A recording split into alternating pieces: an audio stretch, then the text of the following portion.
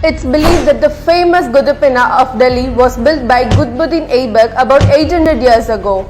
The Jama Masjid in the Qutub Minar complex is the first mosque built by Mughal rulers in India. If you look around casually, it looks like any other mosque with a dome and Arabic phrases written all over the building.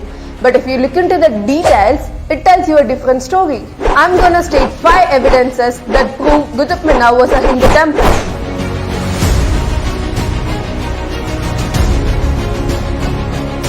Number 1. Pillars. The pillars of Qutub Minar complex tells you the same story again and again.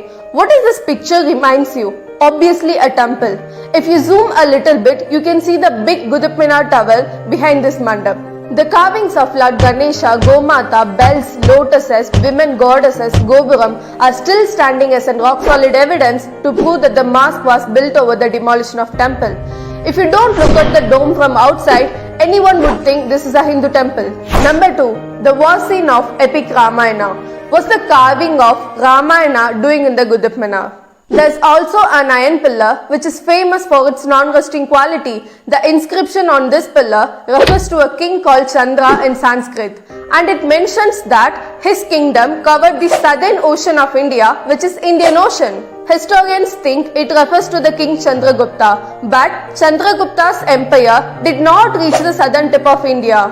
There's another king who's not being considered. He's none other than Rama, the hero of Indian epic Ramayana. Rama was vividly mentioned as Ramachandra in the ancient scriptures. He also crossed the Indian Ocean and defeated the king of Sri Lanka. But in our country, Rama and Krishna are not considered as historical figures. They were merely reduced to fictional characters of the mythology. Number 3. Defaced carving of Lord Ganesha. We all know who Ganesha is. Why would Qutbuddin Aibak make a carving of Ganesha in a mosque? Even if he did that out of religious harmony, why would he deface it? Why would he damage the face of Ganesha? Let me remind you one more thing, that the carving of gods, saints or even human beings are strictly prohibited in Islam. Number 4. Bells and lotuses.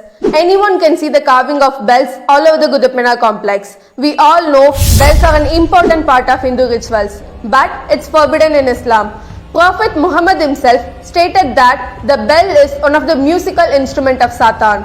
So there is no way it could have been built by Qutbuddin Aibak. Okay, the complex, which means the surrounding area, could have been converted from a temple. What about the great tower itself?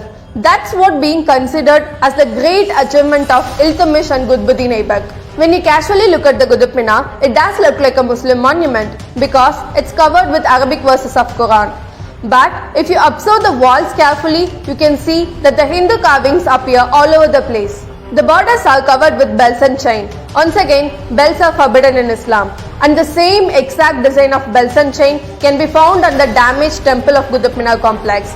This means that the Qutub Minar tower was built around the same time as the ancient temple. And there's a pattern of lotus flowers carved all over the wall. Mughal invaders could not have used them because lotus flowers simply do not grow where they came from. And you cannot find a temple without a lotus carving.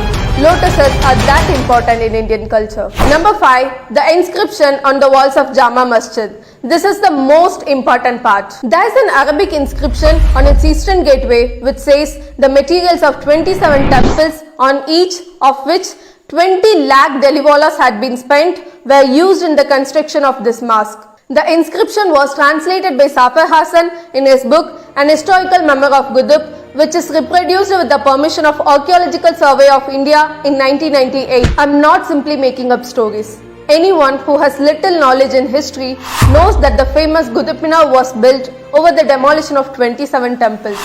It's important that we know our history. It's important that we get the facts right. But in no way it should make you bitter.